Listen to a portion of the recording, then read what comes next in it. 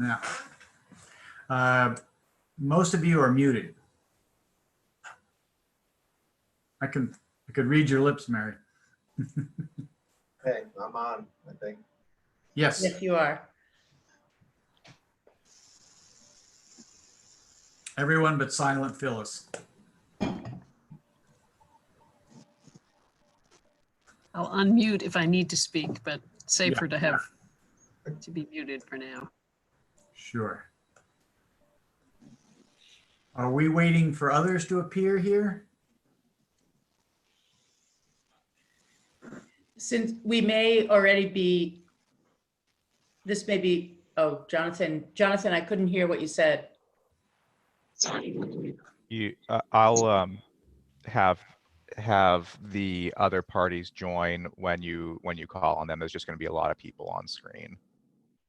Okay, Jonathan? so we're going to conduct the first part of this meeting just as it is right here. Okay, yes, Mary? I can't hear. I want Jonathan to speak again because I'm concerned I couldn't hear him. Yeah. Yeah. Okay. You really have to be that close though. You said something as you were moving back and I couldn't hear it. Can't hear you, Jonathan. It looks like you said something. No, now you're muted.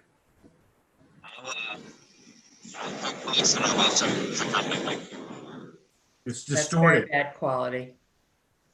Distorted. Okay, let me confirm with Mike and see what we can do. We need to work on that because you're going to be talking pretty soon. It seems as though there may be feedback from a device that also has a microphone that's on. I wonder if that's part of the problem. Maybe.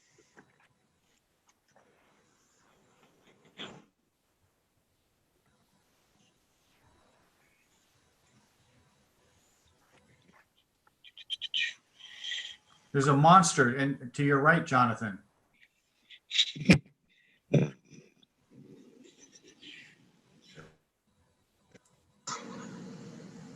right, try that. Hi, how's my sound now?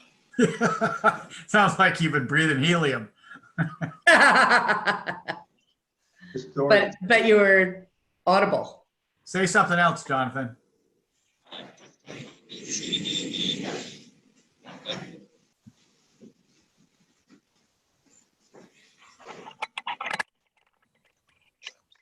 That sounded like Alvin the Chipmunk. I'm gonna be inside.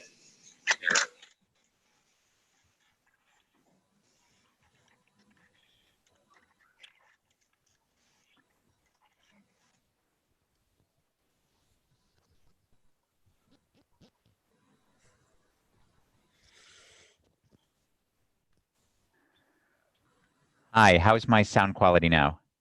Very good. Very Okay, sorry about that. And can you all hear me well enough? Because I'm not right sitting on top of things, but I speak a little louder than Phyllis does. So, okay, very good. Welcome, everyone. This is the June 24th, 2020 meeting of the Maine Ethics Commission. Present at the moment are Commissioners Lee, Nass, and Lowry. Also Commission Executive Director Jonathan Wayne, and Commission Counsel Phyllis Gardner. The first item on the agenda is consideration of approval of the minutes of the meeting of May 22nd, 2020. Need a motion to adopt? Richard's made a motion to adopt. I need a second. Then Ms. Lowry. Okay, I'll make a motion to, it's moved and seconded. I'll make a motion to amend. There'll be three amendments. The first one is on the first page of the minutes in the second paragraph, the fifth line, where it presently says out an abundance of caution, to add the word of, so it will read out of an abundance of caution. And then two lines further down where it says the conflict of interest language in statute, to add the word the, so it will read the conflict of interest language in the statute. And then we turn to page 6. And in the third full paragraph, third line, it currently says, said campaign finance law does require some PACs to provide more information regarding its expenditures. The amendment would be to delete the word some and also to change the word its to their, THEIR. So that line will now read, said campaign finance law does require PACs to provide more information regarding their expenditures. Is there a second to that motion? Second. Okay, any discussion? Hearing and seeing none, all in favor of the minutes as amended, the amendments to the minutes? It is unanimous. All in favor of the minutes as amended? It is unanimous. Approval in both instances. Very good. This brings us to the first regularly scheduled matter of substance. But I believe that at this point, should we be bringing in the other people so that when Ms. Lowry gives her statement, even though they're here for another issue, that they hear it? Otherwise, I feel like we're starting to conduct commission business without everyone being who wants to be here present. And I think Ms. Gardner, maybe you'd want to address that. That may not be necessary. My understanding is that members of the public, anyone can be listening in, even though we can't see their faces on the screen. Fine. Thank you. That's what I needed to hear. Okay, at this point, Commissioner Lowry has requested the opportunity to make a statement regarding her participation in the complaint request for investigation, which has been filed against one Sarah Gideon. And would you like to make that statement at this time, Ms. Lowry? Yes, thank you. I'm choosing to list my reasons for recusing myself from considering a matter that relates to the Gideon Leadership PAC. Because my decision is a reversal from a decision I made last month that I would not recuse myself, because I made my decision to recuse myself just yesterday, and also because the impact of the decision may be that the matter cannot go forward for lack of quorum until new commissioners are appointed. I have contributed to Sarah Gideon's campaign for the US Senate, but I do not have either a business or a close political relationship with her. In fact, I have not met or talked with her or with her leadership PAC. The statute governing conflict of interest restrictions on ethics commissioners expressly provides that making a contribution does not create the type of close political relationship that would constitute a conflict of interest. So I decided last month that I would not recuse myself. However, when I sat down on Monday, just a couple days ago, with the documents to prepare for today's meeting, I learned that the Gideon Leadership PAC is represented before the commission by Ben Grant. Ben is running for state representative in my district in Portland, and I have met Ben and I'm supporting his campaign with a small monthly contribution. This also may not constitute a close political relationship, and in any case, having a close political relationship with Ben may not constitute a close political relationship with his client. Still, I'm concerned that it gives the appearance of a conflict of interest, and that is enough for me to decide to recuse myself. Okay, thank you very much. And I will just add to that, the three of us as commissioners, and I'd say commission executive director as well, for over 2 years now have been requesting the legislature and the governor to fill missing the vacancies that we have on the commission. And of course, it wasn't nearly as serious a situation for a long time because there were 4 of us sitting here. But Not surprisingly, then we had Brad Pattershall decide to run for political office, and suddenly we were down to 3. And this, these 2 vacancies are now causing a problem in our ability to conduct all the business that we should be conducting in a timely manner. And when you throw the COVID-19 situation on top of it, without the legislature meeting, there are just the 3 of us. What if one of us was for a meeting? What if one of us is ill? What if the computer system does not operate for one of us, which I consider to be a distinct possibility? I mean, there could be a power outage, there could be, who knows what it might be. If anything like that occurs, then this commission is not able to conduct its business. And that could have all been solved if somewhere along the way there could have been the necessary cooperation between the legislature and the governor's office to fulfill their statutory duties, which is to have a 5-member ethics commission. I am not pointing fingers at any individual. I'm just looking at the result.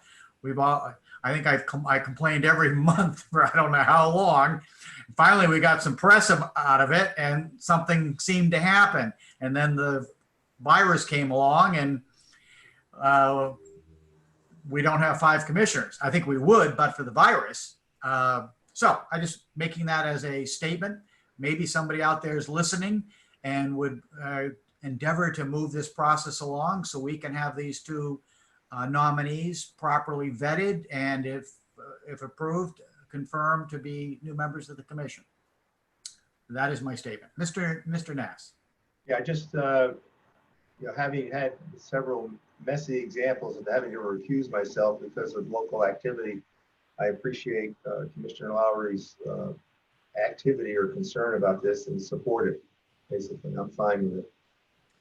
Thank you. I appreciate that. And I feel apologetic because my decision is not just a reversal of a decision, a different decision I made last month, but also it turns out to be last minute because of when I sat down with the document. And it's And entirely it's impactful, and it's more impactful than it otherwise would be because we are only 3.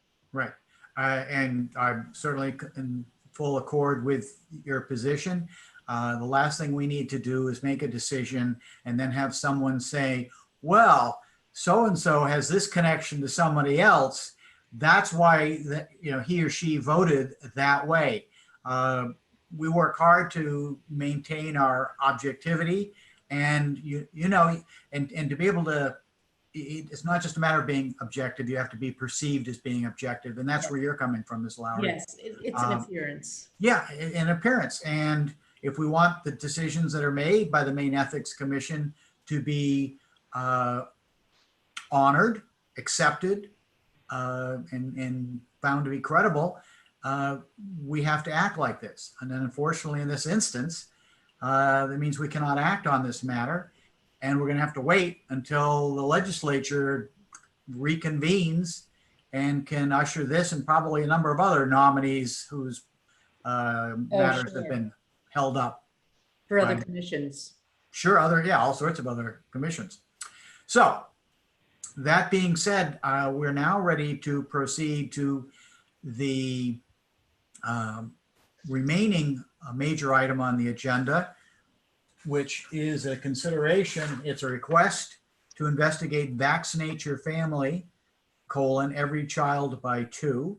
And I believe we need to have them be brought, their faces and voices need to be added to our Zoom meeting. And I'm also going to add that we may be having an executive session after we are done with the substantive business of the commission hearing today. And if so, there will be a motion to go into executive session stating the reasons and so forth. And then the Zoom meeting continues, but we will be doing it by conference call because it is with a conference call that we are confident that it is secure. We don't have the same level of confidence that if we were having an executive session and doing it by a Zoom meeting based on some things we have read and heard about with other Zoom meetings. So that brings us to the again, to the request to investigate Vaccinate Your Family. And we're getting some new people added here.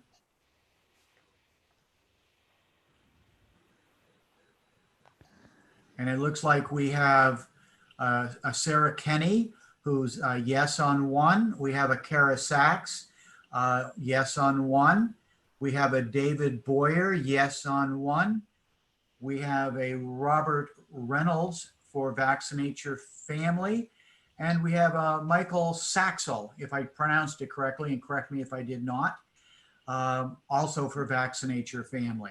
Is there anyone else? Because there were 3 people listed on each side of this in an email that I received yesterday. And I think I'm only looking at 2 of you for Vaccinate Your Family. Is there Mr. Saxel, is there a 3rd person who's going to appear? So I think we do have 3 people. I think Amy Pisani may not have turned her camera on. She is the executive director of Vaccinate Your Family, and she's going to be with us as well. Well, she'll need to turn on her camera and turn on her video and unmute herself. Ms. Lowry? Oh, I was about to say the same thing, but I noticed that Michael just sent us a chat that he's having difficulty joining Amy. Okay, well, we will wait a moment and I'll just go over a couple of ground rules. If any of you have a cell phone, turn it off.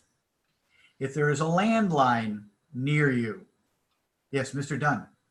We did lose Amy, wasn't able to transfer to Maine call. I'm going to try to. You need to speak up or something. Your voice is a bit muffled. Sorry, I gave Jonathan my headset.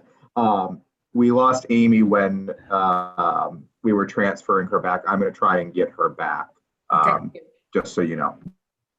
Thank you. So just finishing on just a little housekeeping here. So turn off your cell phone. Got a landline nearby, mute it.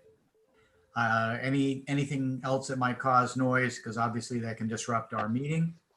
And lastly, if you wish to speak, then what I'm going to ask you to do, just the old-fashioned way, raise your hand, as opposed to getting 2 or 3 people trying to speak at the same time. Because if 2 people talk at the same time, neither is heard, and we wish to, of course, avoid that. And we will be the process we're going to follow here. The order of things is that Mr. Wayne is going to give us an overview of the request for investigation and briefly summarizing the staff's position. Then we are going to turn it over to the Vaccinate Your Family to present their arguments as to why they believe no investigation should take place. There can be questions by commission members of the presenters there. And then we're going to allow representatives who, I'll just say yes on one, the ones requesting an investigation to make an argument as to why they believe there should be an investigation taking place. And you may be asked questions by commissioners as well. And it's possible that Ms. Gardner, as commission counsel, may wish to ask a question. And Mr. Wayne has that ability. I'm not sure that because this is the request for an investigation. It's not it's not like an adversarial proceeding with 2 clearly defined parties as we had last week on a couple of matters involving clean election funding. I'm not sure that I want to get into cross-examination by pro-vaccine against anti-vaccine and vice versa. If it turns out that in all these questions, if representatives for each side think there's some point that hasn't been made that needs to be made, well, raise your hand. I'm just trying to keep this, since we've got a number of people here, I'm trying to keep it as compact as necessary, but still to allow everyone to be heard. And actually, and Mr. Wayne, before you begin, I'm going to say something, and I think that I might ask Ms. Gardner to comment on that. This is a request for investigation, which typically would just have a decision. Is there going to be a further investigation or not? It is also possible, and we've had this happen a couple of times when we have these requests, at the end of the things, all the information that is out there has already been presented to us. And if that's the situation, the decision could be, for example, rather than saying authorize an investigation, we're ready to decide a matter on the merits.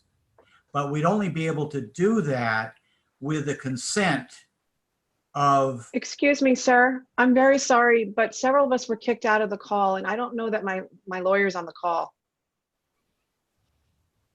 Isn't Michael Saxel your counsel? Yes, is he back on? Yep, I'm here. Can Oh, you I'm not sorry, see Michael. me? I was thrown out. I just got back in. Excuse with me. you. Go ahead. We're with you, Amy. Thank you. Okay. Amy, if you have a button that permits you to choose gallery view instead of speaker view, you'll be able to see everybody that's here. Okay, I apologize for interrupting. Thank you. No worries. I'm glad to be back. No worries. So the question that I was posing, it may be that after the full discussion here, that all the evidence that can be obtained has been obtained.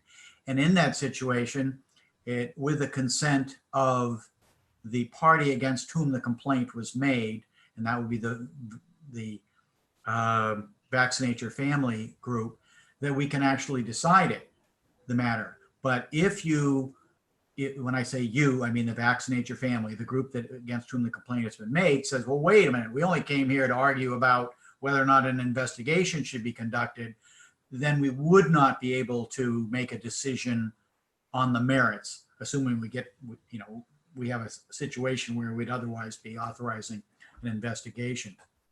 Ms. Gardner, is that a fair statement? You have to unmute yourself. Not yet. There you go. Had to get my cursor to the right spot on the screen. My apologies. That's consistent with the commission's standard practice, Mr. Chairman. Yes, there's not an actual rule that precludes you from concluding the entire matter today, but I think that's appropriate and consistent with principles of due process to proceed as you've described. Okay, thank you. So Vaccinate Your Family, just keep that idea in mind. We'll see how this hearing progresses, and it may be that there'll be a decision for you to make. It may not be a decision that you would need to make, but I wanted to point it out before we began. Okay, at this point, I would like to ask Mr. Wayne to summarize the matter before us, and as part of that include the recommendation from the Maine Ethics Commission staff, if you would please.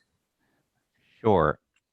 So this is a complaint that was brought to us by Kara Sachs from the Yes on One campaign. And the chief issue in the complaint was an advertisement that their group had found on WMTW by Vaccinate Your Families. And maybe just to orient the commissioners, the ad this is a digital ad, and it's on page ETH3 of your materials. And it says, vaccinate your family, keep Maine children safe from measles, take action. So if a member of the public clicked on that ad, that would take the user to a web page on the Vaccinate Your Family website that was devoted to a recent change in law in Maine about immunizations. So let me just take a step back. Well, let me say that website is on page 70, is in your materials on pages 71 and 72. There's an easier to read version of that. So you go from the digital ad to this web page, which is on Vaccinate Your Family's website that relates to the change in Maine law. So Vaccinate Your Family is a national organization that promotes vaccinations, and their personnel are here so they can describe themselves more fully than I can. But they engaged in these two communications, the digital ad that cost $20,000 and the additional page that was added to their organizational website relating to Maine.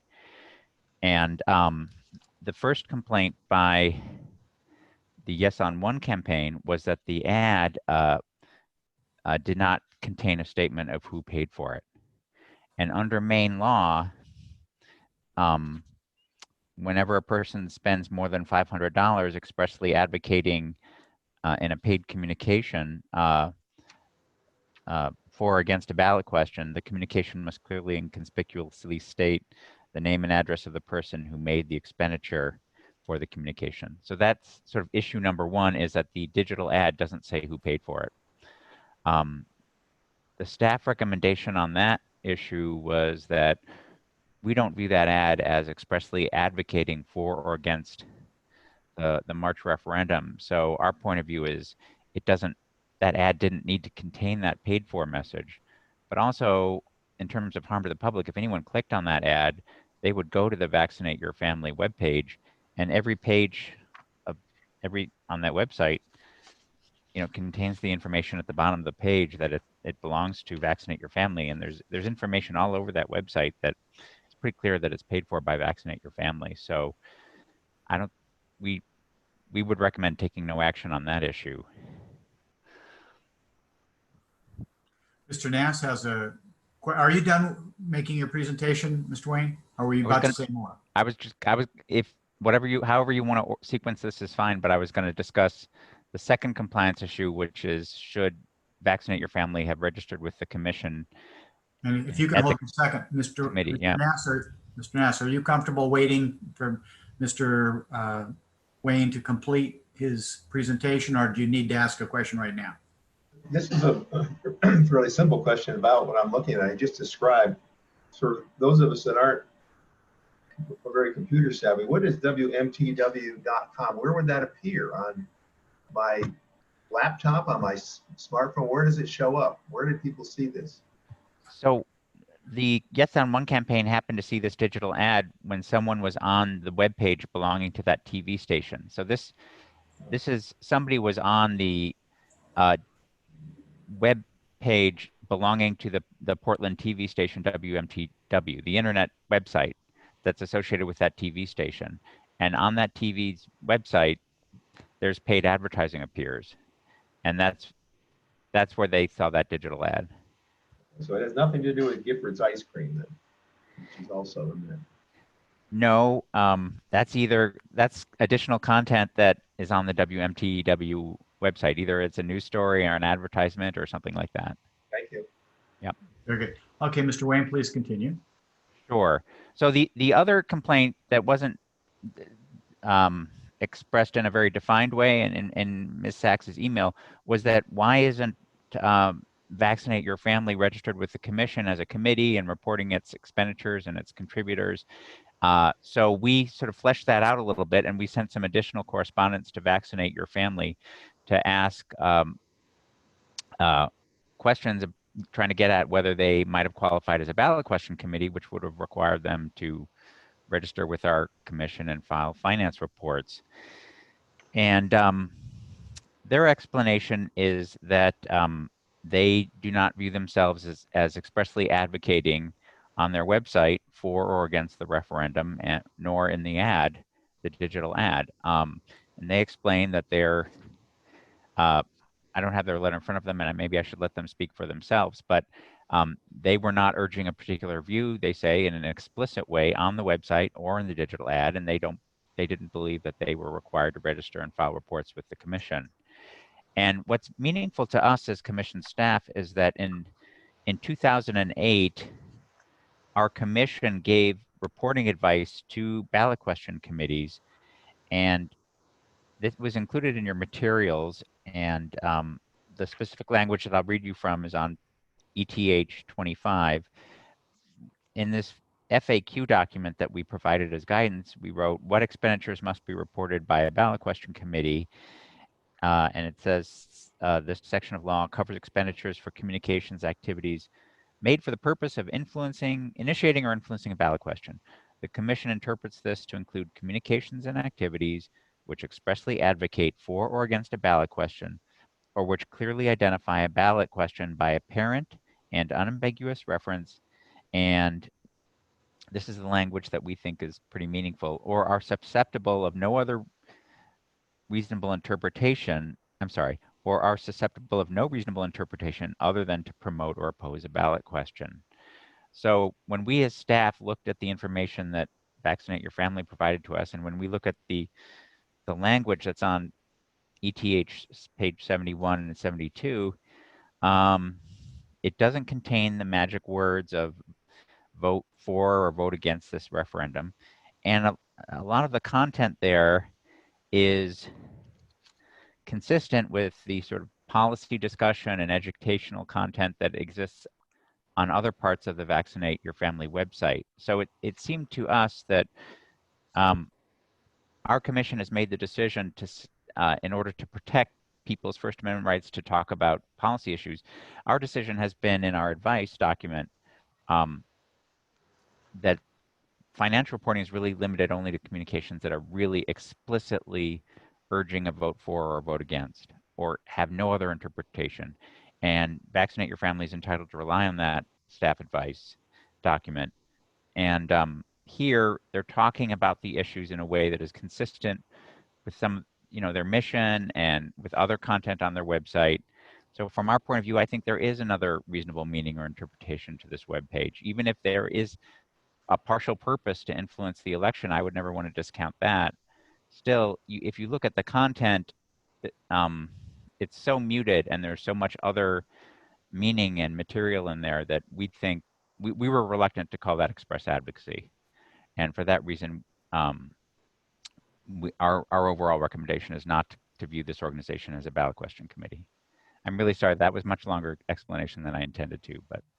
And then thank you, but just for clarification to frame the issues, we're really looking at two basic issues. One, whether or not a disclaimer was missing from the digital ad, which I think probably then makes us have to decide whether that initial little ad on the WMT, whatever it was, website stands alone, or whether we look at it in conjunction with the website it takes you to, which does have a disclaimer. Because clearly, if you see the first one before that you can click on, there's no disclaimer there. And if you take that by itself, you'd say there's no disclaimer. But if you say, well, really to view this and understand what it is, you have to look at both that and the website it takes you to, and look at the two together to see whether there's a failure to comply. So that's one issue. Is that correct? Yes. The second issue would be whether or not there has been the type of express advocacy for or against a ballot question such that Vaccinate Your Family qualifies as a ballot question committee. And I'll have to back up, it strikes me that very same question also has to be answered to determine whether or not a disclaimer was required anyway. Right. Both issues Really, when rely we're on dealing with the express disclaimer aspect, the first we look at, is there the necessary express advocacy to require there to be a disclaimer? If our answer is yes, then we have to look at the ads and decide whether you can look at one by itself, or realistically, you have to look at both to determine whether or not the required disclaimer language has been met. That's right. Yes, that's right. And after working and assuming we decide that there is express advocacy, that would allow us then to consider the ballot question committee, even if we decided that they did meet the disclaimer requirement. Right. Okay. I just want to make sure, because this can get convoluted and somewhat confusing, and I want to make sure that presenters can focus on the issues before us. So now, at this point, it is the opportunity for a representative from Vaccinate Your Family to argue to us, present whatever evidence you may have at this point, to say why an investigation is not necessary based on the issues before us. I'm not sure who that's going to be. That's me, I think. Oh, Mr. Wagner. Thank you, Mr. Chairman and members of the commission. And it's a pretty straightforward conversation for us to have. We agree entirely with the staff recommendations here that we are not required to file as a ballot question committee. We stipulate that we did spend more than $5,000, and we do meet the definition of a person under the statute and under the interpretation of the statute because we are a nonprofit organization. But the really important is the third question that you have to complete in order to be considered a ballot question committee, which is the expenditure must be for the purpose of initiating or influencing a campaign. The statute goes on and talks about the kind of words that are required in that, and the Tabor decision from 2008 involving South Portland makes explicit that you need to have things that promote, support, or oppose or defeat the campaign. The advertisements that you can just look at as a plain matter have no language that says vote for, vote against, you know, on X date, we want you to do this. It doesn't say any of those magic words that are electioneering. The Vaccinate Your Family, Every Child by Two's entire mission is to promote public education about the importance of vaccination. The advent of this campaign on both sides of this issue created a lot of confusion for the public. And so Vaccinate Your Family believes that it was important to share factual, scientific-based information about how vaccinations are important for prevention of disease. This was coupled at the same time of the campaign as a measles outbreak, and it was an appropriate use of advertising at this time. And they did not in any way use any of those magic words. And so we think as a matter of just plain language, based on the advice of the commission itself and the staff's writings, and based on the information we provided, that that no further action needs to be taken by the commissioners. I'm happy to answer questions. Would you address the issue of whether or not assuming we found that there was express advocacy, would you address the question regarding the need or compliance with the disclaimer requirement? So I think the disclaimer requirement is pretty straightforward. I think Director Wayne described it pretty aptly. If you look at the website where that banner ad goes to and you click on it, the name Vaccinate Your Family is all over that website. It's not meant to be hidden in any regard. And so there's full disclosure of who the entity is and who's supporting this information. So I think that meets the requirement of Maine law. I have some other questions, but I want other commissioners to have the opportunity to ask. Mr. Nass? Thank you. Michael, every once in a while, or very frequently now, we have these issues that are just swirling around in the public, and this was one of them. So even though you have you're representing an organization that's been promoting a certain point of view for a while, even sticking your toe into the water in this swirl makes you, I guess, susceptible to the accusation. Jonathan seemed to have defined it pretty well. The right words need to be there, but can you talk about sticking your toe in the water here when this is swirling? Doesn't that leave you open to allegations that you have a political motive? Well, apparently it does, because there have been allegations made, Senator, and I appreciate you bringing that to our attention. Sure, it does allow for this free exchange of ideas and concerns and interpretation of the Maine law, which is why the guidance from the commission, staff, and the law is pretty straightforward, and the precedent is pretty straightforward on this matter, which differentiates pretty clearly when an expenditure requires public disclosure. And if the commission finds that this did require public disclosure, we would go back, pay the late fee for filing, whatever that might be, and file within 7 days the sources of the expenditure and the sources of income. But we felt that the materials that are published by the commission are very straightforward, and it requires that that electioneering is using those magic words, oppose, support, things in bold letters and underlined. So on the Tabor case in 2008, there was oppose in bold, underlined, and even though it was a municipal expenditure, the commission found that because of the magic words there, qualified as a ballot question committee.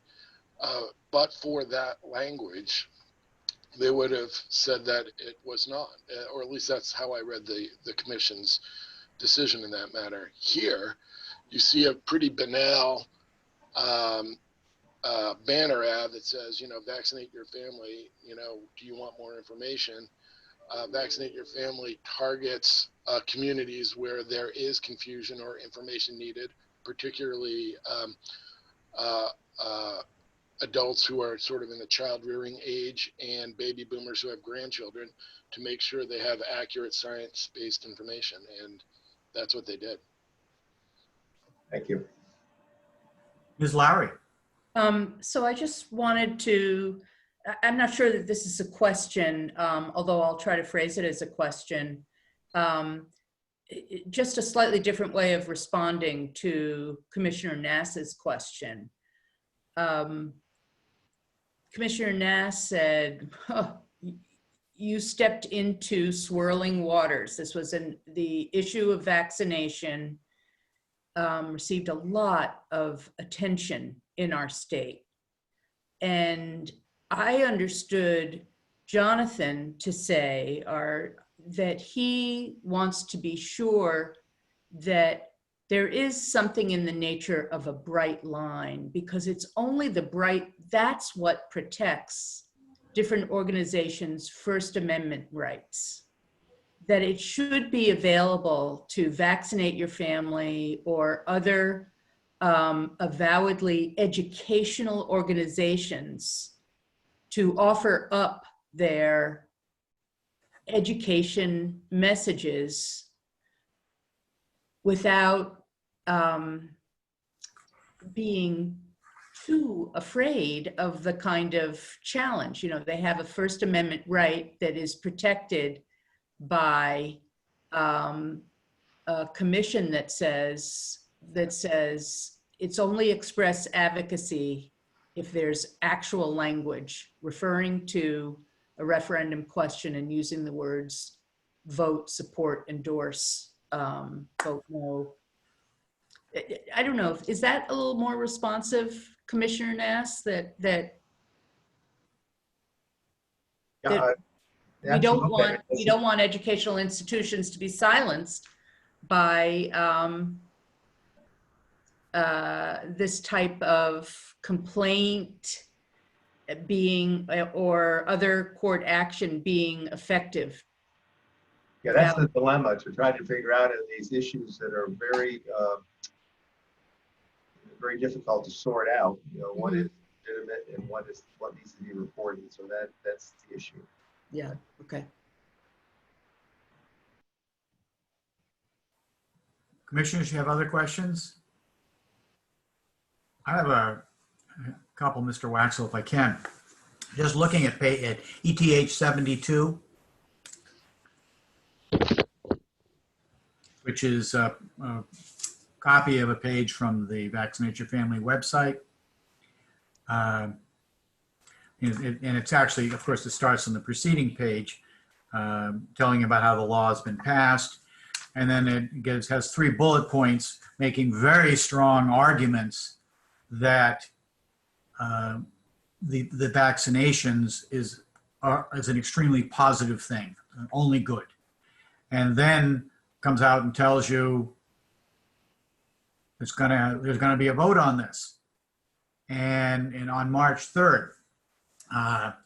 Doesn't that seem to be very strongly suggesting that people better get out and vote? In this case, no, meaning a no vote upholds the vaccination law?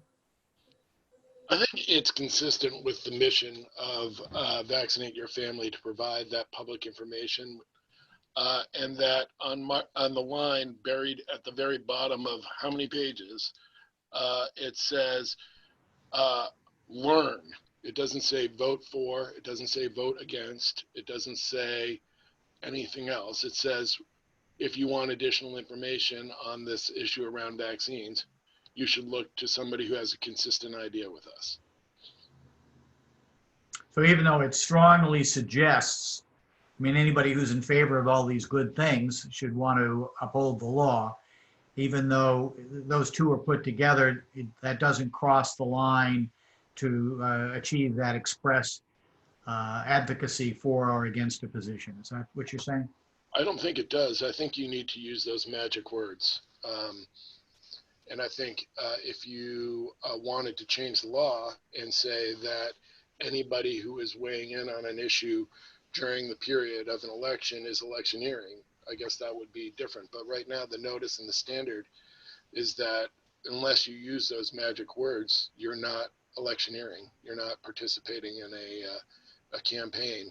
I think that they're just providing a resource for additional information for people who want to seek additional information about this particular pending thing happening in Maine. And the other entity, the campaign, is responsible for disclosing all of their campaign finance information and having disclosures on their website and on their print materials and everything else. They're the ones participating in the campaign, not Vaccinate Your Family. And so, and to be clear, regarding the disclaimer issue, you would be saying you don't look at just at the little ad that you see on WMTV or whatever the TV station was. You have to look at it and what it refers you to together. I think that's right. Okay. And then finally, it says vaccinate your family, every child by 2. What does every child by 2 mean? So I'm going to try to get this right, but Amy's going to correct me. So I thought about it, and nothing immediately came to my mind. So I believe, and I'm going to probably conflate this and get it backwards, but I believe Vaccinate Your Family is the current entity of an NGO. It's doing business as DBA, every child by 2, meaning every child should have a vaccination by the age of 2. Oh, it's the opposite. So we were created 30 years ago as Every Child by 2, and we changed our name in 2015, but we haven't legally changed our name to Vaccinate Your Family yet. So we're doing business as Vaccinate Your Family still. okay. So the 2 is in reference to a numerical age, not to a number of people. That's where Correct. Get your vaccinations by age 2. Got now. Thank you. That perfectly clear at this point. Commissioners, since I've asked some follow-up questions, do either of you have any further questions of Vaccinate Your Family representatives at this time? Was that a salute, or Mr. Nass? Not a question? No additional questions. Thank you. Okay.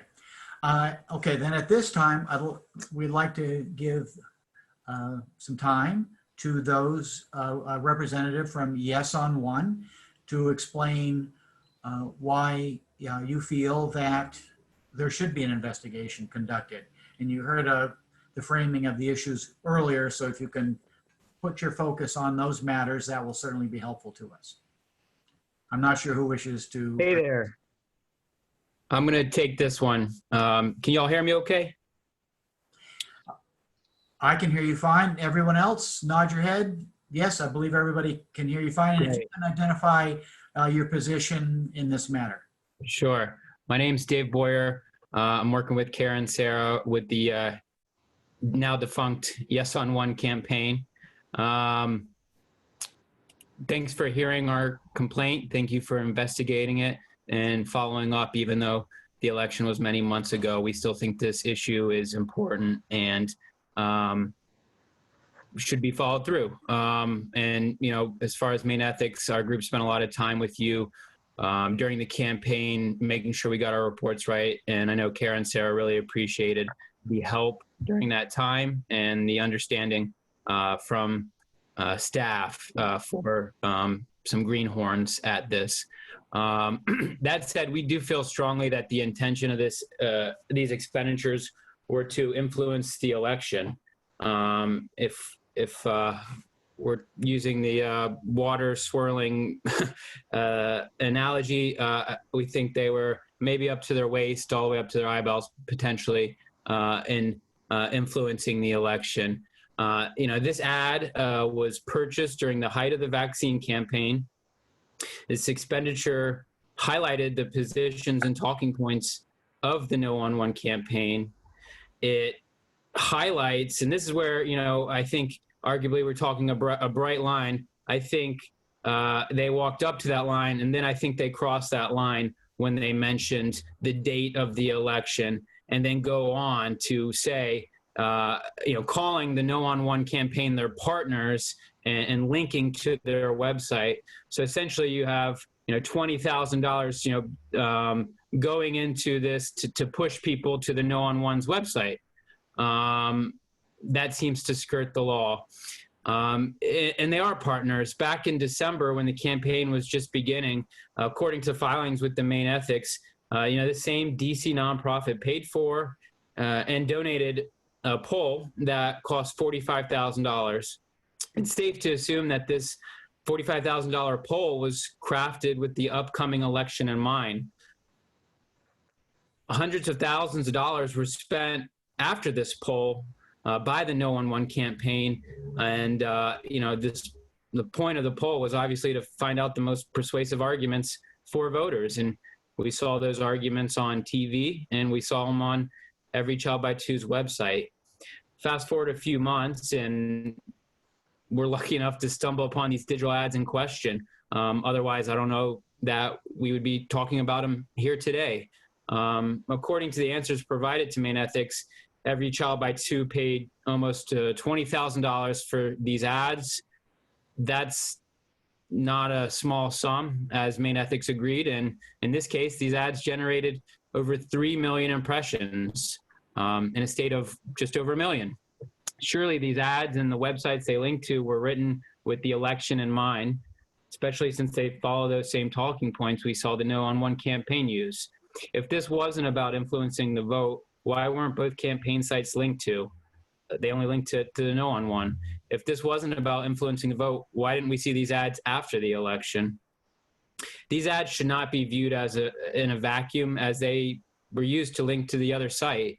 And, staff suggests if the true purpose of these ads was to influence an election, staff would expect to see additional activity and more coordination with the registered committees. I'm not sure how much more coordination the staff wants to see or needs to see, given that Every Child by Two crafted the No on One's poll to help them win an election, and then ran ads in Maine and sent voters to the No on One website. It's not as if, the research from the poll dissipates from the minds of Amy and Every Child by Two when they're writing these so-called educational ads. These ads are modeled after the poll. Staff also took into account, obviously, the mission of the nonprofit. But has Every Child by Two ever ran ads in Maine before? If so, when was the last time before the ads in question? Was any staff time donated in kind to the No on One campaign? We don't know. They're not in the reports. They could have. These expenditures were clearly made to influence Maine voters. The absence of the words yes, no, support, or oppose does not equate to the absence of electioneering and influencing the vote. We strongly disagree with the staff interpretation of this. If the commission does not view ads and web pages linking to a campaign site as influencing the vote, this is going to set a dangerous precedent for future campaigns. We didn't move forward with this complaint to score political points. We already lost. But if the commission finds no wrongdoings today, it's setting if they don't find a wrongdoing today, if they don't find that the spirit of the law has not been violated, this loophole is going to be exploited for years to come in Maine. The commission will be inviting dark money to flood Maine campaigns without any disclosures or transparency, so long as you don't say the magic words, yes, no, support, or oppose. Heck, you can even publicize the election date and send people to the opposition campaign so long as you don't say those magic words. We strongly disagree with the interpretation of the staff and firmly believe that every child by two was required to register as a ballot question committee. Appreciate again you hearing this matter and taking the time to investigate it. And we're happy to answer any questions that you might have. And if I missed anything, Kara and Sarah, please feel free to jump in. Mr. Nass. Thank you. Mr. Boyer, question. So I'm looking at Ethics 3, the initial ad, and it appeared apparently at WMTW TV thing. But you talked about 3 million hits. Can you talk about how, in your mind, this was available to a lot of people? I mean, I'm looking at the ad, the initial ad, which you can click on. I'm saying that doesn't look like it was available for many people to click on. But that may be due to my limited knowledge. Sure. The ad was obviously available to click on by anybody who visited WMTW's website. I think I sent additional screenshots to the commission that maybe weren't included in this from the Bangor Daily News website, I believe it was. So, you know, this $20,000 in ads, you know, manifested itself in many different ways that we don't even know the scope of. This surely was on other websites that Maine voters traffic. And so that's how the impressions, they didn't get 3 million impressions on one website. It was divvied up. However, the digital vendor decided to target. Does that answer your question? So who got the $20,000? A digital ad firm received the money, and then they spent that money and paid, various websites or vendors that money to promote the ad. Where did your 3 million come from? It was listed in the complaint document. I believe the No on One campaign came up with that.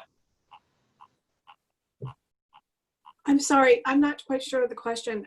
Are we saying that 3 million people viewed the ad? That's what impression means. I'm not sure where that number comes from. I would love to see that happen, but that's never happened in our history. It also isn't an accurate description of what an impression is. It just means that there was an opportunity for an individual. It doesn't involve any kind of action. An impression is not clicking through to the material on a website. So that's technically inaccurate. So on page 5 of the report. That ETH 5, or is that 5 of the commission staff's report? Both, I think, or it's the fifth page of the letter. So it would be the 5th page on the PDF that we all have. That's where the 3 million. I need clarification for where you're asking us to look at in the materials. We have a very thick packet here, and the ETHs start at 1, but there's material before that. There's a page 5 in the staff report, for example. That's why I want to know when you say 5, is it ETH 5? I believe ETH 5, the letter from the staff. It says ETH 5 is a screenshot. Okay, then the other 5. I'm sorry. 5. Okay, that's what I'll make sure. Otherwise, you're asking a question or making a comment, and we won't be looking at the right materials. Okay, go ahead, please. I wonder if I'm still confused about where it is because I don't know which letter. Jonathan will answer our question. Sure. And I'm sorry, I don't mean to interrupt Mr. Boyer's presentation. So there's a reference on the 5th page of our staff memo. Footnote? Yes. It's footnote number 2. So Michael wrote in the staff memo, the advertisements were widespread, having over 3 million impressions. And I can tell Ms. Paisani what that's based on is in the invoices that her organization received from MIQ. There are impression accounts in the invoices, and if you want to take a look at it, this is on ETH 17 and ETH 18, and that's where the staff summarize those numbers of impressions you know, based on those two invoices. Ms. And Lowry has a question, and I have a yeah, question. too, but Ms. Lowry, you go first.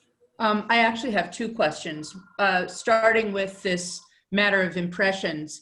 It's my understanding, and this may resolve the confusion, but please tell me if my impression is correct, that if someone went to WWMT, oops, I'm gonna butcher the name, but to the I already have, so it's okay. yeah, WMTW, if they go to that website, they may be looking for very particular breaking news.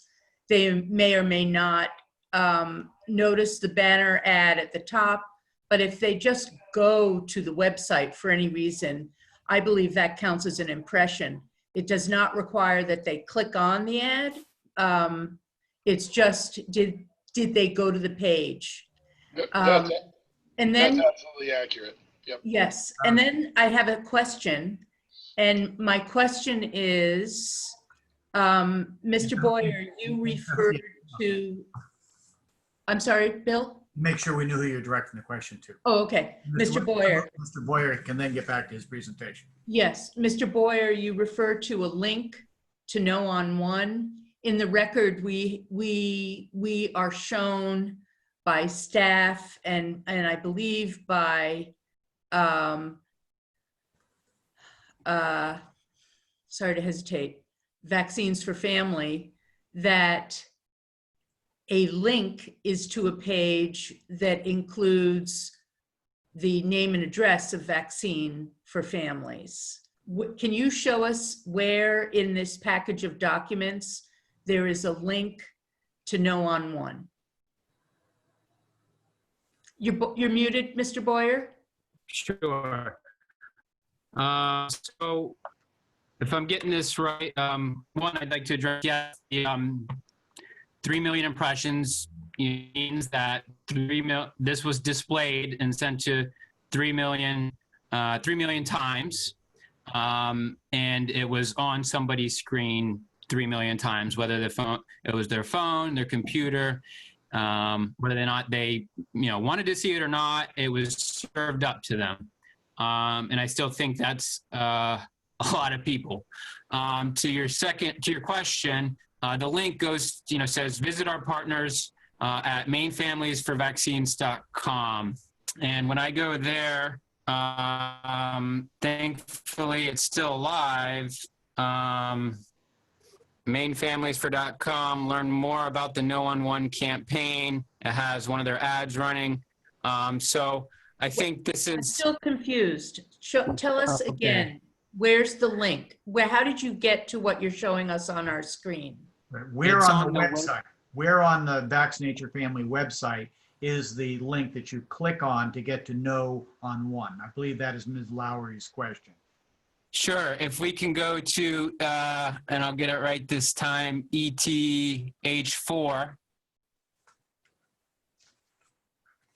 So this is the landing page that the digital ad buy sent people to. And at the bottom of the page there, it says on March 3rd, Maine will, put this to popular vote, learn more about this by visiting our partner site at mainfamiliesforvaccines.com. So, it's our position that they are essentially, skirting the law and having, essentially a $20,000 buy in support of the Know on One campaign, directing people to the Know on One campaign website where people can donate, where they can learn more. That crosses the bright line, and we think that's where this kind of went wrong way by mentioning the election date and sending people to the Know on One campaign. Quite frankly, if they didn't do those two things, I don't think we would have moved forward with this complaint. So it takes 2 clicks. It takes going first to the, and I'm sorry that I stumble over the name, Vaccine Your Family website. Thank you. Vaccinate Your Family. Vaccinate Your Family. Thank you.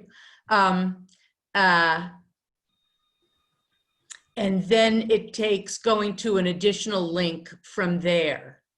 It takes and- one link to see the election date, and it takes 2 clicks to go to the No on One campaign. And are there other links on the page where you land if you click on the banner ad? Can you go to other places with links? There's no other links in the copy of the landing page. There's obviously links on Vaccinate on the nonprofit's website that people can, go play around on their site and see what they do. But Okay. the link that's bolded at the bottom is to the No on One campaign. So it is one place to go among many on where you land, where with one click on the banner ad, it's one place to go among many. Thank you. Do you have any other questions right now, Ms. Lowry? No, I don't. Okay. Mr. Boyer, I do have a couple of questions. Since the election has already taken place, and as you said, it's behind us, some people would basically say that you're flogging a dead horse. What is your response to that?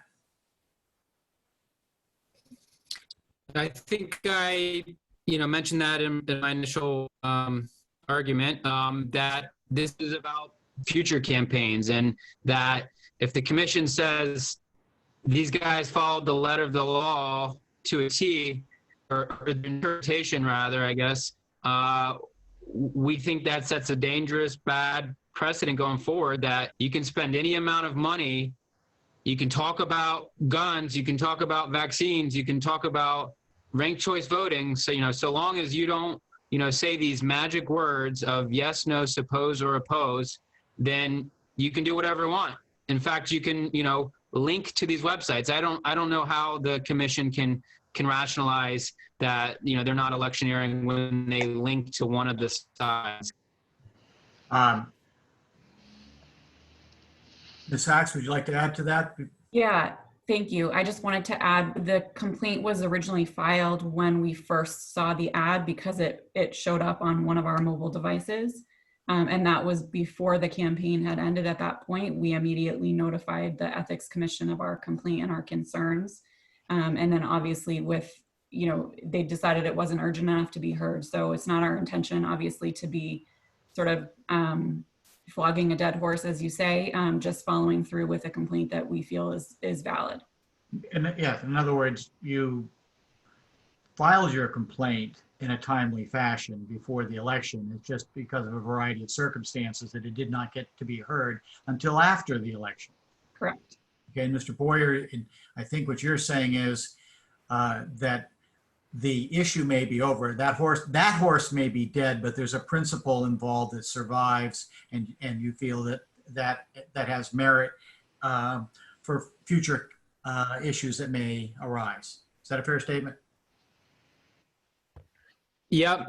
Kara and Sarah are, back to, not political animals. I am a little bit, but, I don't have a real stake in this other than just, I think about, good government and transparency. And I think, if you can spend this money and link to one of the sides, it's just not in the spirit of the law. And I don't know how it's not electioneering. And Mr. Saxel, I've seen you had your hand up a couple of times, but I'd like to finish some questions I have for Mr. Boyer, and we'll give you a chance to respond. Sure. Okay. Regarding the disclaimer issue, which was one of the things you raised, do you believe that now that you've heard the arguments that have been made, that there actually was a disclaimer violation here? And if so, why? Another way, I'll reframe the question. Don't we really have to look at what appeared on the TV station website and the Vaccinate Your Family website together to determine That's our whether or not argument, and the disclaimer requirement has been met? Yeah, that's our argument. We're more concerned with the ballot question committee and the lack of it being, formed rather than the disclosure. So, our argument is that they should be seen together. These ads shouldn't be seen in a vacuum. If you were to view them in a vacuum, then I think they would need the disclosure. And I think it's talks about size in our ad. We don't know every ad that was presented by this nonprofit and this digital firm. We have a screenshot of one or two that are maybe smaller, but then staff says, well, large banner ads, maybe they should have that disclosure at the bottom of it. Personally, I think there's room on the digital ad, for a disclosure. I don't think that's, it's not a bumper sticker on a car. But that initial, for the first click, there's no express advocacy in that, correct? If you click on... No, you haven't clicked yet. Just looking at that alone, that first impression, the WMTW website, there is no way that anybody can, just looking at that alone, say that there's express advocacy for I agree. the ballot question. You agree with that, correct? I agree. The totality of everything, is a different story. I'm just breaking it down. So your position is that you have to look not just at that, but at where you are sent with the first click and look at the two together, correct? Yes. Because you have no argument for express advocacy unless you get to look at where you go on the first click, right? I agree. Yep. Agree. Okay. And that's where you see the election date and the Right. link, and that's the smoking I'm gun. just on the disclaimer issue here. I'm on the narrow issue here. I just want to make sure we nail this down. So if you have agreed that to find express advocacy as you see it, you have to make that first click, meaning you've got to look at both the little box on the MTW website and the Vaccinate Your Family page, ETH 71 and 72 that you're referred to be able to find express advocacy. Doesn't that then mean to determine whether or not the disclaimer requirement has been met, we also have to look at both of those together? Yes, and I would just say have one way on one and one way on a different way on the other. I agree, and that's why, again, we're focused on the ballot question committee and that violation. And I would just say the copy of the ad does invite a click. If we're talking about clicks, it's saying take action, so it's inviting the viewer to go to the site. But my narrow issue here, remember at the beginning, I broke this down into several issues. On the narrow issue as to whether or not they've met the disclaimer requirement, I think I'm hearing you say at this point that yes, they did meet the disclaimer requirement, but you feel there was express advocacy, and that brings up a separate issue. Am I correct? Okay, thank you. And I have another question too. Ms. Lowry, you had your hand up, and I can wait or I can do it right now. My questions. You are muted. Yeah, thank you.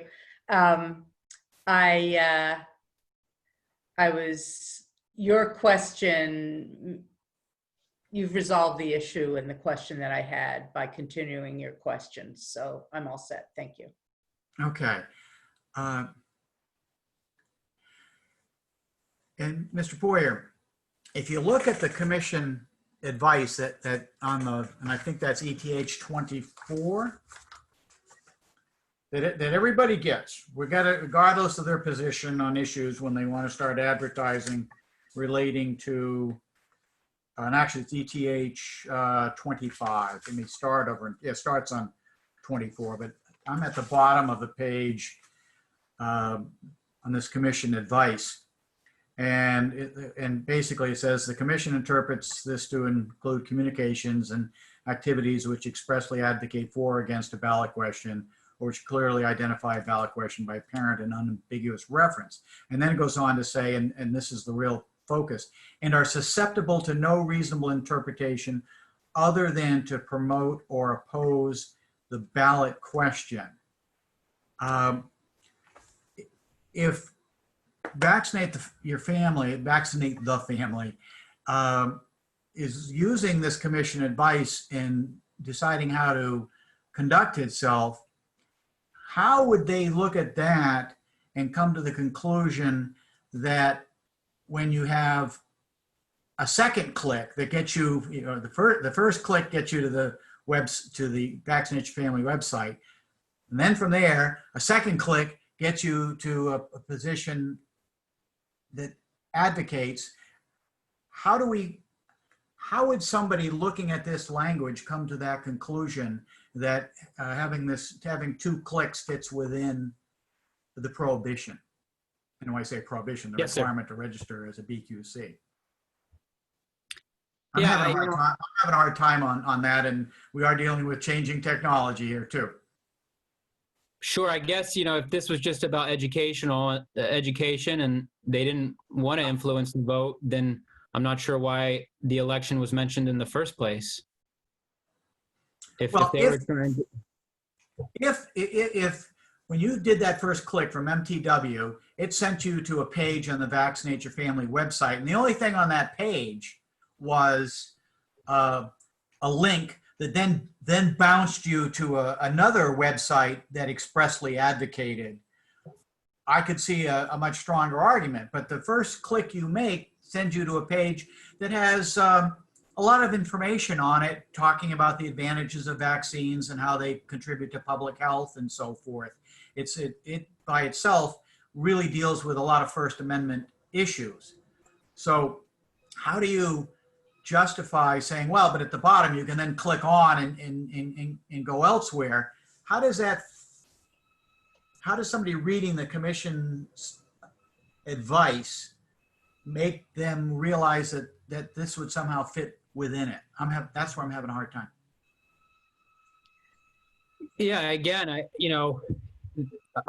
we agree with your interpretation all the way up to it listing the election date and linking to one of the campaign sides and calling them their partners. And this is the same group that they paid for a poll earlier in the campaign. So I just don't scratch my head how staff doesn't think there's enough of a kind of intimate relationship when this Every Child by Two crafted a poll, donated it to the No on One campaign, and then months later they're spending big bucks to send people to their website. 1 click, 2 click, 3 clicks. I don't know how much that matters. I get what you're going at, but at the end of the day, they're using this educational kind of loophole. If you guys find it to be that, I would call it a loophole at that point, because just because they didn't say the magic words and just because the genie didn't come out of the lamp, it's not electioneering. Hey, if that's the interpretation of the staff, then don't find them and dismiss this. But we would strongly disagree with that interpretation and think it's inviting other groups to influence votes in the future, and they can go so far as to list when the election date is, and then also link to one of the sides. Who knows how much money was generated, how many donations were generated from this digital ad buy from people clicking through. They're inviting the viewer to click through on the initial digital ads by saying take action. They're running these ads during a campaign. I think it's reasonable if Joe Sixpacks looks at this, they would just think it's the No on One side. I don't know that they could be as discerning as the staff members here. Okay, so I think if you're saying, one thing you might be saying is, if we were to decide that based on the commission staff's interpretation, that there's not the necessary no other possible explanation but express advocacy, that perhaps that language that the commission advice ought to be rewritten to take into account changes in technology, because it's so easy to go, 1 click and you're fine, you're not express advocacy, but there's something tempting somebody to take it one step further where it obviously is express advocacy? More or less, yeah. That's an interesting, you have a very interesting point. Because I can see where mischief could be committed here very easily. and say, oh, no, this is just public information, but there's something basically jumping out at you saying, click here, and then it does become that. Ms. Sachs, hold on just a minute. Ms. Lowry has a question, I believe. You're muted. Thank you. I just think it's interesting that it's already been acknowledged that banner ad shown on ethics page 3, ETH 3, is not of itself advocacy. And it does say take action, but take action could mean vaccinate your family. That's the action that is being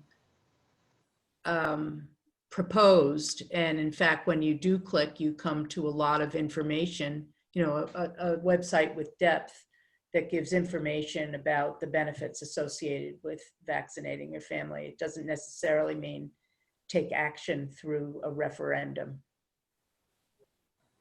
Okay, so you really make it not a question, but more a commentary at this point.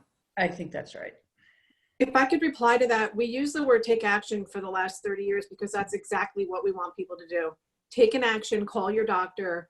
It's a very common term in public health. Thank you. So there's an option to run digital ads without a link. And if it was about take action, then why would it hyperlink to a landing page with the election date and a link to the No on One campaign's website? Yeah, but it also has a whole lot of other information on that website. That first place you land, there's depth and opportunities to learn about actions to take, including one of which is voting in a scheduled referendum. Mr. Boyer, would you agree that when you consider the extremely important First Amendment issues involved here, the ability to engage in free speech, advocacy for whatever position it might be without governmental interference, that we need to have a bright line as much as possible so that we don't end up impeding someone's First Amendment rights when really the message there is susceptible of just a purely First Amendment issue and not an electioneering one?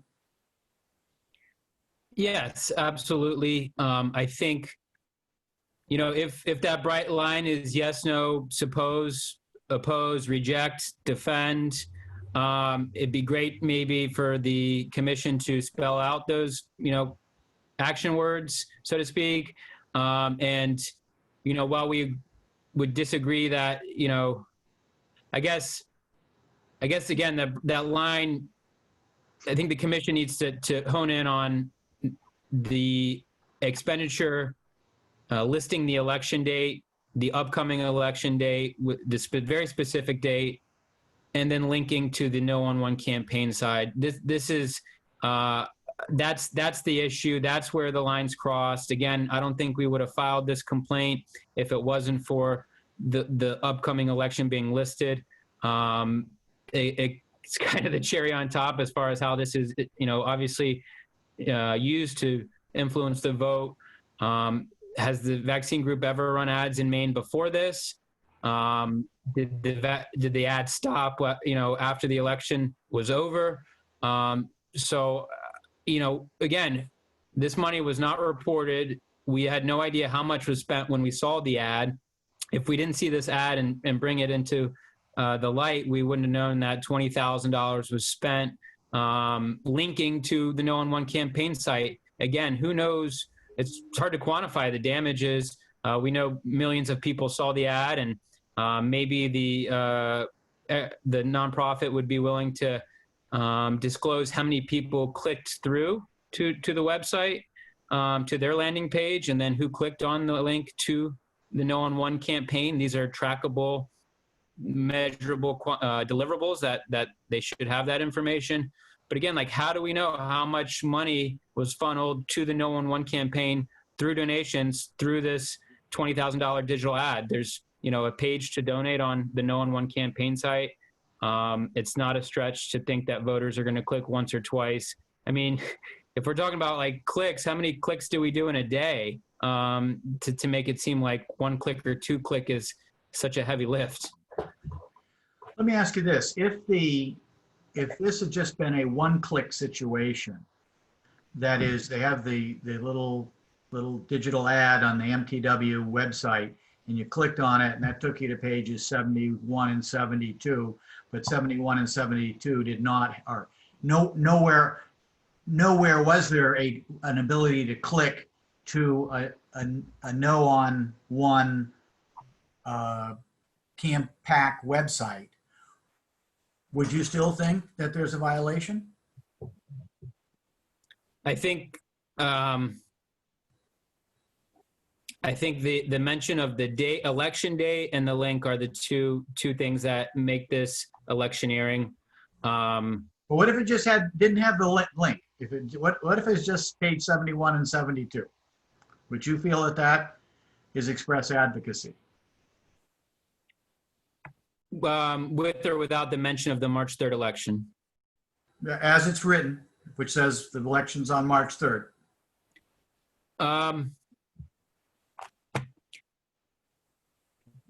I do. I think obviously it's up to the commission to kind of rule on whether or not you can mention an election day and it still not be influencing that vote, especially when the issue that they're talking about is on that ballot.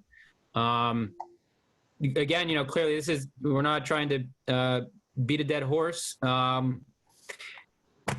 I think it's important that there's just clarity on whether or not you can have I think it'd be great if the commission ruled on whether or not you can link to one of the campaign site, and also if you can have the election, or is it that these two things together make it electioneering? But it would be great to really have some clarity on what's allowed and what's not. Thank you. Commissioners, do you have other questions of Mr. Boyer at this point? Okay. For Vaccinate Your Family, anything you'd like to add to what's been said already? Well, I think yes, there's just a few more things I think I'd like to clarify. The good news is there is bright line advice in the commission's guidance, staff guidance, and the statutory guidance. And it says you have to use express advocacy. Nowhere in this, even on the double click through, is there express advocacy of oppose, support, vote for, vote against. So that's the first point. So if the commission had decided that that's not the bright line they want, then I would recommend that the commission either go back on their own and change their own staff guidance and or seek guidance from the legislature on what accomplishes express advocacy. And I think that that is critical. For the part of Vaccinate Your Family, we only could rely on the staff recommendations and on the statutory clear reading of the statute. So I think that that's first a fundamental position. The second thing that I think is worth saying is that David Boyer, who's talking like a country lawyer, but is a very accomplished campaign manager if you look through his resume or his LinkedIn. And I work with him on all sorts of stuff. He's an accomplished guy. And I think David knows that click-through rate for a little teen banner ad on a cell phone or on a computer is about 0.06%. And that's a good click-through rate. So if you had a click-through on the first one that brought you to Vaccinate Your Family's page, which didn't have any express advocacy on it, but had lots of information on it, and then you dug through, 4 pages of information and decided to click through again, that's another 0.06%. That'd be about 108 people out of 3 million impressions. And the cost of that's attributable to the original expenditure is about $1. And so that is well below the $5,000 threshold set in statute. So first of all, there was no electioneering. We addressed that bright line test pretty explicitly. We agree with the commission staff on their definition. And even if that all occurred, the impact on an election where there were millions and millions of dollars spent on both sides of the ledger, this is a de minimis act that does not have an impact on the overall campaign and was truly meant as a public education opportunity during a time when there was a lot of discussions about, are vaccines dangerous for your kids? And the answer is no, they're not dangerous for your kids. Science backs it, pediatricians back it. Our clients' interest is to share that public education. That is what they do. They do not campaign. They are a public education entity. They want people to vaccinate their kids. I get that we have a fundamental disagreement with the other side on that, and they don't believe that that should occur, but that is my client's position. Thank you for the opportunity to speak again. Thank you. I have a question for Mr. Wayne.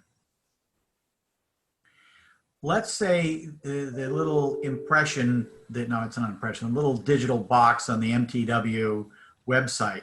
What if you clicked on that and it didn't take you to vaccinate your family, but took you to the No on One campaign website?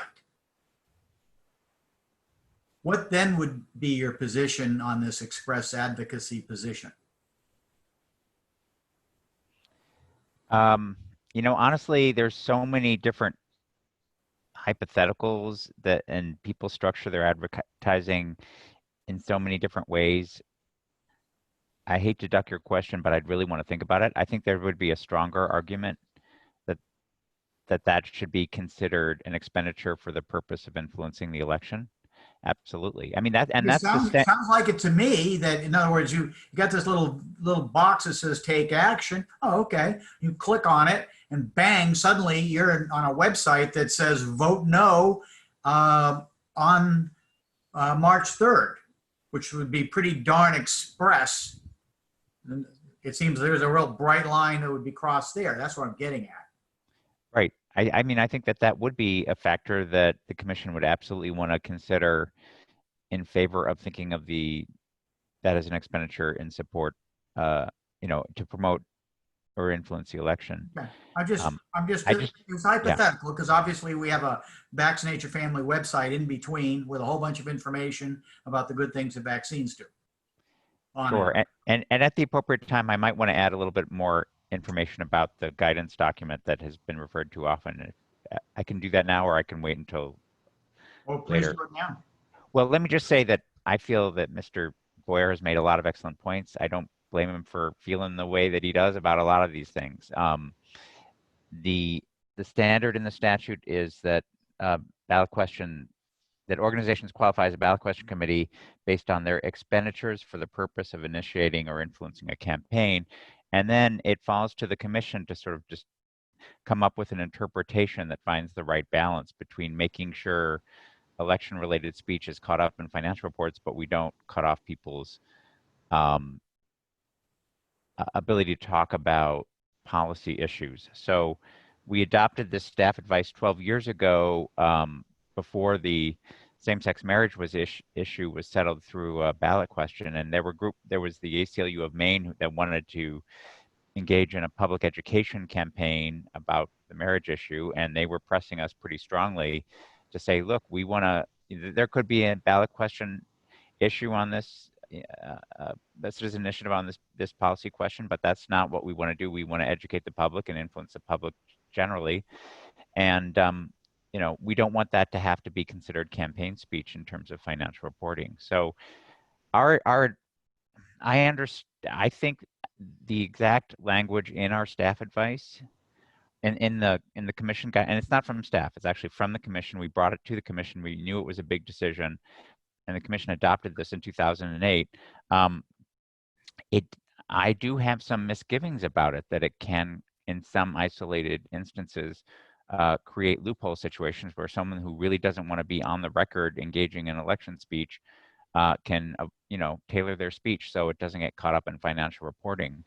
But actually, in the last 12 years, I feel that the staff or the commission guidance document we haven't had that many loophole situations that we've been aware of. You know, I think it hasn't created a lot of problems that we know of.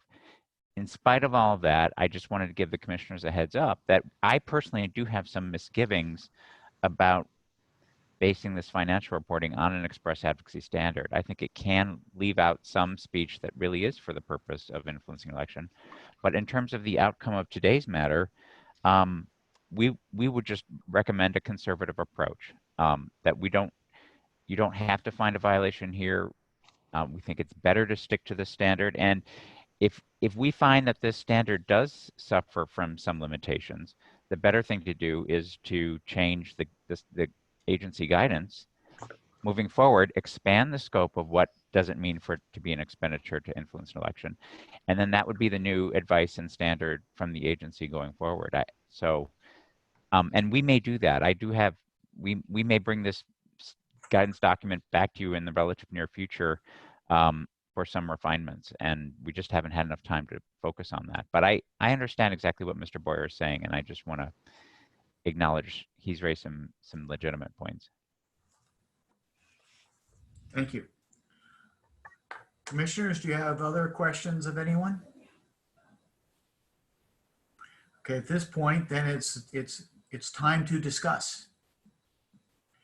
And the threshold question is whether or not we believe there are sufficient grounds to conduct further investigation. Mr. Nass. Thank you. Always these First Amendment issues are difficult. And so to me, when I read through this thing and listened to this discussion, there's a time factor here. So there's expressed advocacy that the recommendation or the commission's recommendation deals with. It never deals with time. You know, you do certain things, you say certain things, and you fall under the rules or you don't. But in my mind, the question is when you do it. When you've got a referendum going on is a factor, and we haven't dealt with that. So I'm still stuck at making sure we don't go over the line, bright line, or whatever line it is that impedes people's First Amendment rights. And so I am inclined to support the staff's recommendations today. I just wish there was some way of dealing with the time factor. I know that would be extremely difficult, as to figure out when you do it as opposed to what you do. And that's where I am currently anyway. Okay, thank you. Ms. Lowry? I really want to say that your questions, Bill, helped me formulate, and of course the answers provided, helped me formulate where I am, and I also am supporting the staff recommendation because I'm satisfied that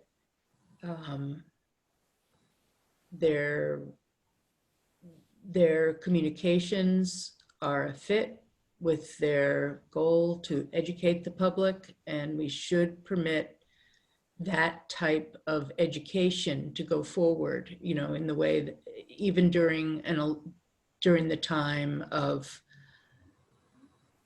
elections and referendum questions, which is the way I consider the First Amendment concern that Richard has mentioned more than once, that even during that period, there should be an ability for an educational concern to offer up resources.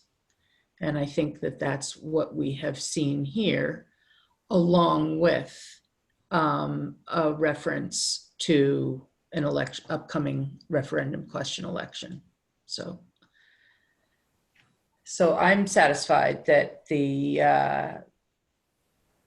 staff guidance is effective, and we should follow the guidance and thus the staff recommendation for this matter. Okay. Do you think it would be worth it for the staff to take that maybe it's time to take a look at the advice and guidance and decision that was made back in 2008 in light of present technology, to see if it could be refined further to avoid the mischief that Mr. Boyer points out? My own view on that is that it's not pressing, and that we've it's very interesting to hear Jonathan's 12-year perspective on it, and I will be very interested to see the language that staff proposes, because it sounds like they do have some in mind for when they reach it. Okay, thank you. Mr. Nass? Yeah, I agree with Mary. I think it would be worth pursuing this. Anytime Jonathan's got a doubt about his mind based on his years of experience, then I'm interested. And so it's always very, in my mind, it's very unsatisfactory as we pursue these and try to figure out what the right course of action is. And it would be nice to think that we could make this easier. And I'm looking forward to any recommendations Jonathan can come up with in this area, because it's going to continue to be difficult. First Amendment stuff is never easy. There's always going to be somebody to figure out a different way to do it.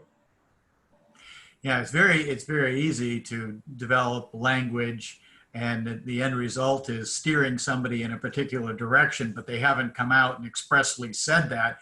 But you know, they've been put into a chute that narrows and narrows and only leads to one conclusion, which I think is Mr. Boyer's point. But I agree with both of you that we are dealing with the overwhelming First Amendment issues here, and I'm in agreement. I think we're all in agreement that it's worth taking.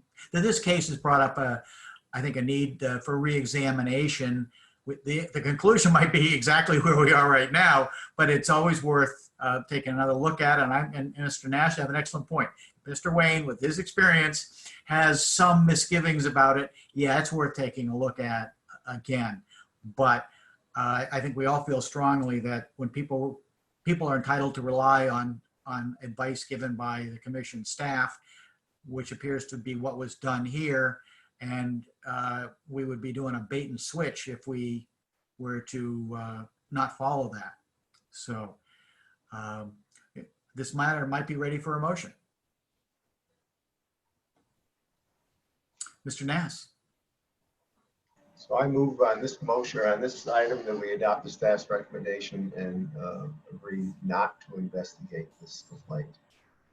Okay. Needs a second? Ms. Lowry, a second to the motion. Commissioners, any further discussion on this motion?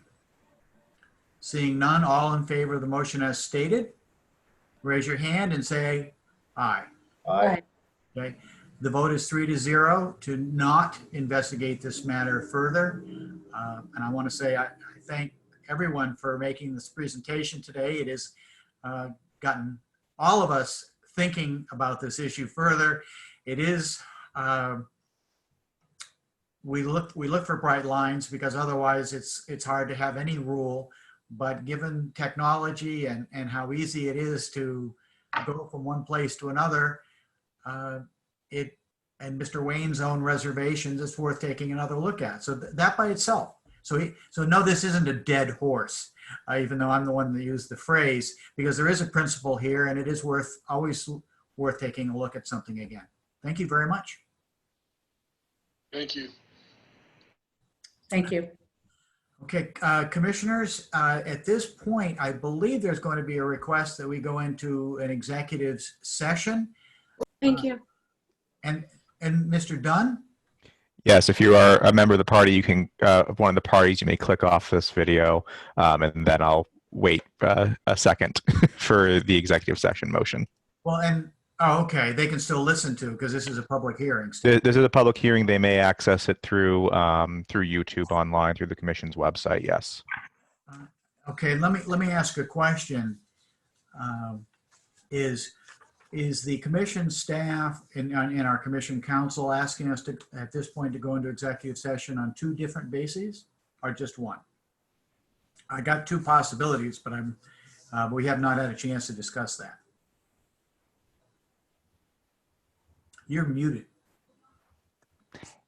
I definitely think there's strong reason to go into executive session to discuss pending litigation, because we found out that a proceeding was filed in Superior Court against us about 5 days ago.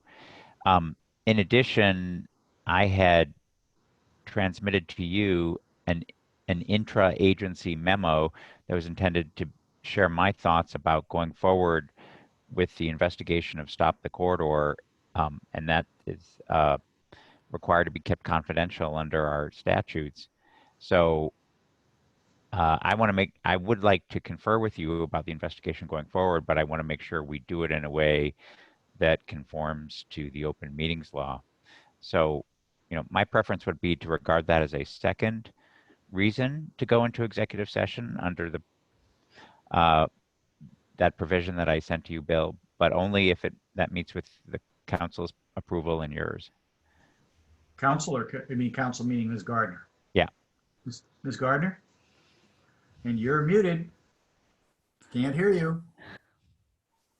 I'm trying to maneuver two screens and I have to get the cursor to come all the way around. So I'm sorry for the delay in unmuting myself.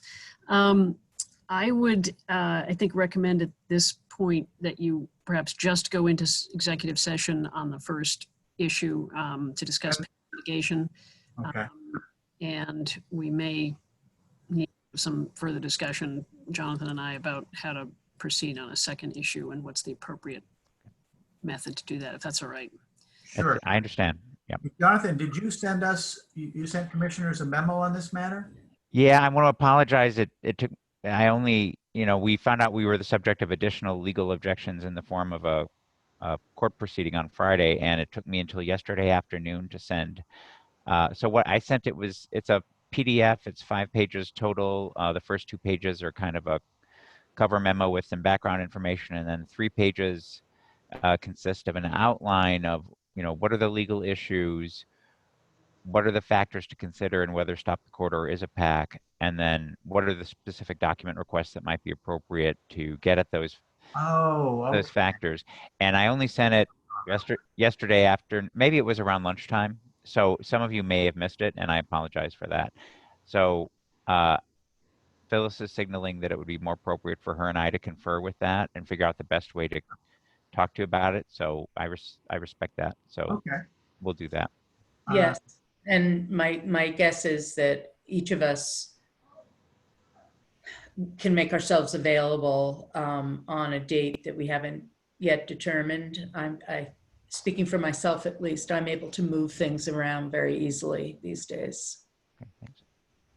To make time for a separate executive session if you decide that would be. So we'd have a Zoom meeting. We call a meeting to order. We move to go into executive session. And then we'd probably do the conference call again, based on what Mr. Dunn has said about, we're never too sure how trustworthy, confidential, private the Zoom process is, but nobody's going to get in on our telephone call unless it's the Russians. So, okay. I'm going to make a motion pursuant to Title I, Section 405, subsection 4. Section 4, I move we go into executive session pursuant to Section 405, subsection 6E, to discuss with Commission Counsel pending or contemplated litigation. It needs a second. Okay. All in favor of said motion? It is unanimous to go into executive session. You want to take 5 minutes right now and then figure out there's some information for us to call in somewhere?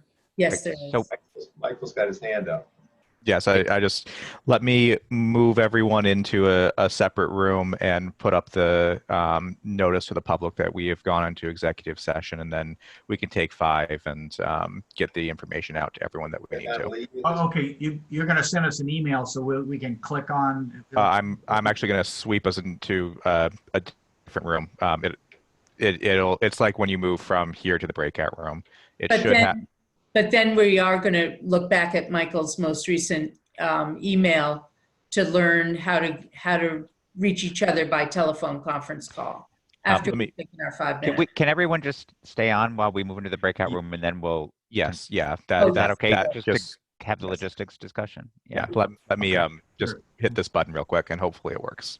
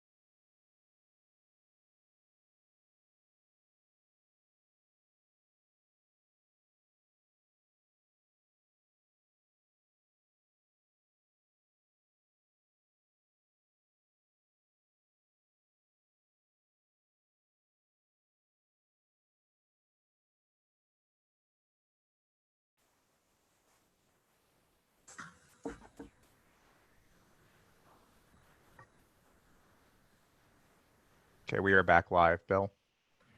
Sure.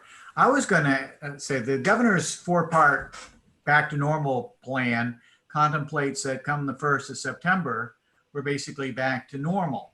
And I'm wondering, is the thought there that we would be then having commission hearings live as we did up until a couple months ago? I'm okay either John. way. I guess I'm okay either way, but so I have no strong feelings about whatever it's. I suppose it's better that we have a public forum someplace other than this, although people are getting used to it. But I don't know, at what point we should not do this and go back to the old way. I'm uncertain as that. I could go either way. You're muted. Mary, you're muted. I was saying that I expect to still be on lockdown in September, unfortunately. Let's say that the governor does open it up and say it's okay now. Will we make the shift then, Jonathan?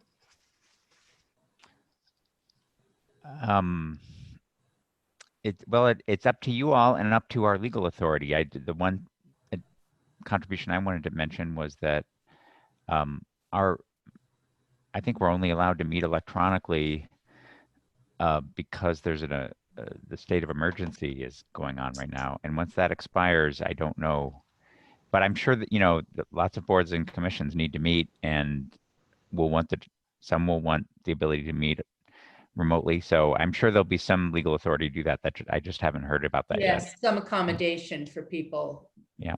that are especially at risk. Right. It might be that we're meeting live, but it's also being Zoomed, right? Right. That is something that is an option. My preference is to be able to see people and not just, the little cardboard cutout, so to speak, of headshot. At the same time, the risk comes from being in an enclosed space for a considerable period of time. If you're outside, the risk is about zilch. If you're inside and it's only for a short period of time, the risk is just about zilch. But if you're all breathing the same air for an extended period of time, if somebody in that group is positive, that greatly increases the risk that others in that space will suffer the same fate. Right, if they're positive and talking, and that's all it takes. Yeah. So there's part of me that would like to be public again, but there's also part of me that goes, you're dealing with, time and the enclosed area. So I don't know. Now having only 3 commissioners, 3 of us can spread out up front. We got space. We can be 6 feet apart without any problem, and we're 6 feet away from all those infected people out there in the audience. And depending on the matter, there aren't that many people there anyway. People would be able to sit and be, the social. So we'd all be in the same room for, most of our meetings last at least 2 hours. So yeah, that's the downside to it. Right. And what I think of is what my husband says. Lee says, Mary, you need to get a super soaker and you need to fill it with bleach solution. And anybody that approaches,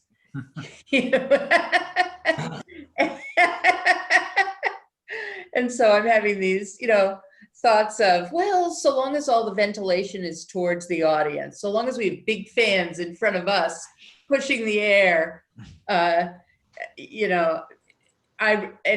conclude, my best guess is that I will be on lockdown still come September. I'm probably going to be waiting for a vaccine and otherwise doing things with people outdoors.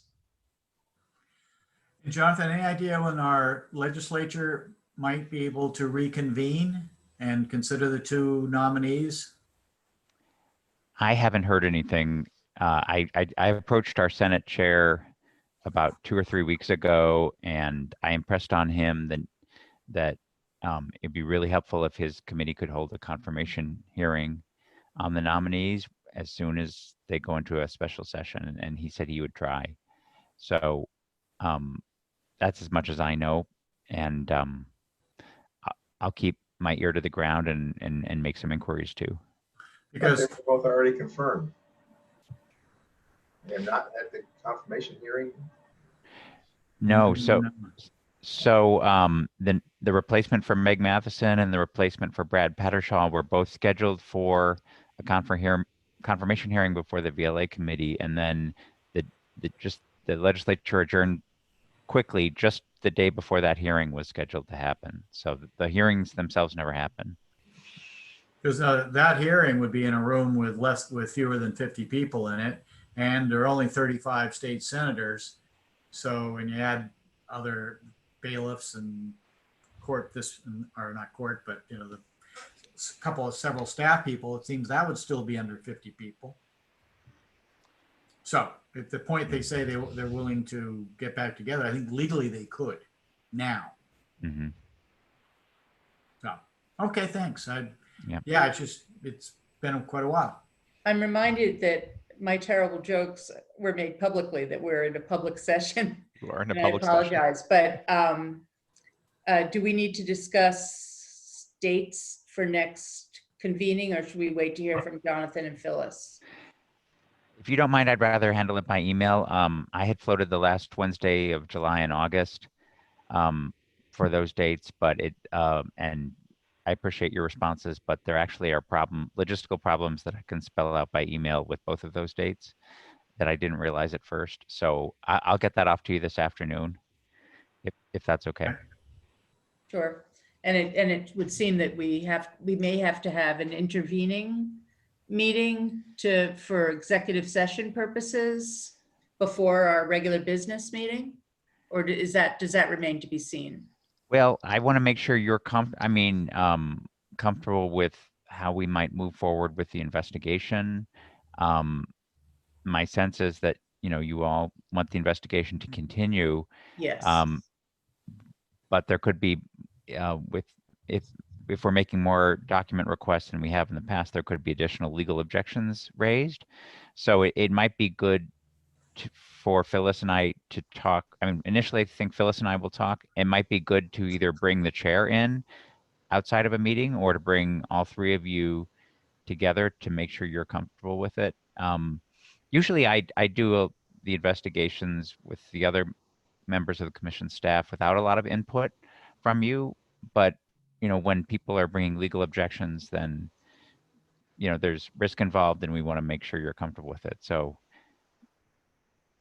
we can just see how it unfolds. And I don't know whether it would be in public session or executive session if we decided that a meeting was necessary. Okay. We may have reached the end. We're ready to adjourn. I move we adjourn. Second. All in favor of said motion?